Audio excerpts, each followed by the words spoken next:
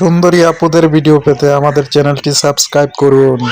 সুপ্রিয় দর্শক, আসসালামু আলাইকুম। দেশ ও প্রবাসে যে যেখানে আছেন আপনাদের প্রত্যেককেই শুভেচ্ছা জানাচ্ছে। আজকে নতুন একটি প্রতিবেদন দেখতেই পারছেন, আমার সামনে একটা আপু আসছে। আপুটা আসলে দেখতে শুনতে এক কথায় অপরূপ সুন্দরী, আসলে এত দিন দিন আরো বেশি সুন্দর হয়ে যাচ্ছে। এর রহস্যটা কি, চলুন আজ তার মুখ থেকেই শুনি। আপু আসসালামু আলাইকুম। ওয়ালাইকুম সালাম। আপু আপনার নাম কি? আমার নাম রিয়ামনি। রিয়ামণি। আপনি যে আগে চেয়ে আরো বেশি সুন্দর হয়ে যাচ্ছেন, এর রহস্যটা কি? কই আমি তো আগে প্রতিবেদন করি নাই। আগে প্রতিবেদন করেন নাই? না। এটা কি কেউ কইলে বিশ্বাস করবে? পৃথিবীর মানুষ উল্টে গেলেও তো বিশ্বাস করবে না। আমি আগে করিয়ে নেই, তাহলে আচ্ছা, আচ্ছা। করতাম তাহলে একটা কথা হতো। আচ্ছা, তো আজ কি চিন্তা করে আসছেন প্রতিবেদনে? আজকে অনেক কষ্টের পরে আসছি। কষ্ট কি শেষই হচ্ছে না?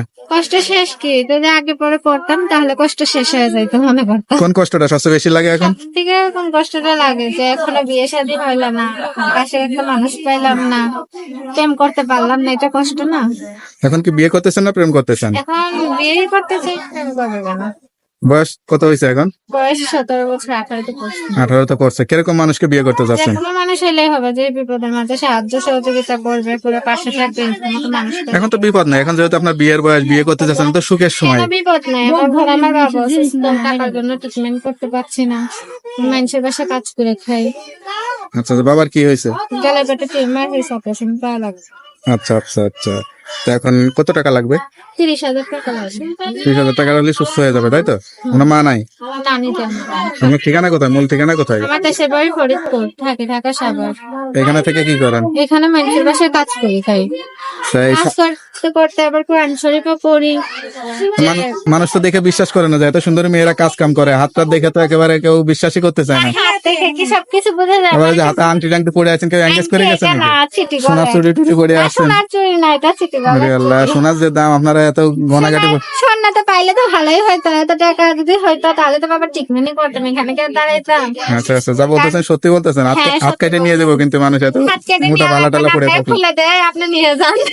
না, আমার নিয়ে লাগবে না আর কি। হাত কাটার দরকার নেই, খুলে দেয়, আপনি নিয়ে যান। লেখাপড়া করছিলেন? লেখাপড়া, হ্যাঁ, কোন ক্লাস পর্যন্ত? 4 পর্যন্ত। 4 পর্যন্ত করছিলেন। এখানে তো সমস্যা, লেখাপড়াটা ভালো করতে পারলে এই সুন্দরের মূল্য পাইতেন। না, লেখাপড়া করবো কিভাবে? মানুষের বাসায় কাজ করে খাই। এইদিকে কাজ করতে করতে তাও কোরআন শরীফটা একটা বেটির কাছ থেকে নিলাম, নিয়ে আর এখন পড়তে পারি না, টাকার জন্য।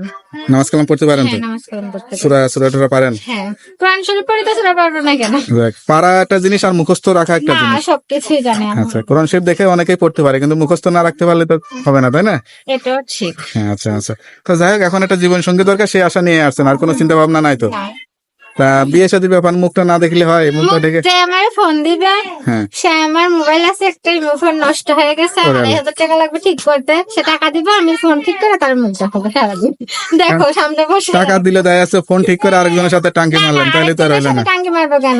যার নুন খামো তার গান গামো, যার নুন খামো না তার গান গামো। এটা কি মুখের কথা নাকি অন্তরের কথা? এটা অন্তরের কথা। অন্তরের কথা। যাই হোক, আপনার অন্তরের কথা যদি সত্যি হয়, অনেকেই যোগাযোগ করতে চাবে, নাম্বার তো দেওয়া যাবে। হ্যাঁ, নাম্বার। নাম্বারটা খোলা রাখবেন। আপনার অন্তরের কথা শুনে অনেক অন্তরে বাসা বাঁধতে চাবে।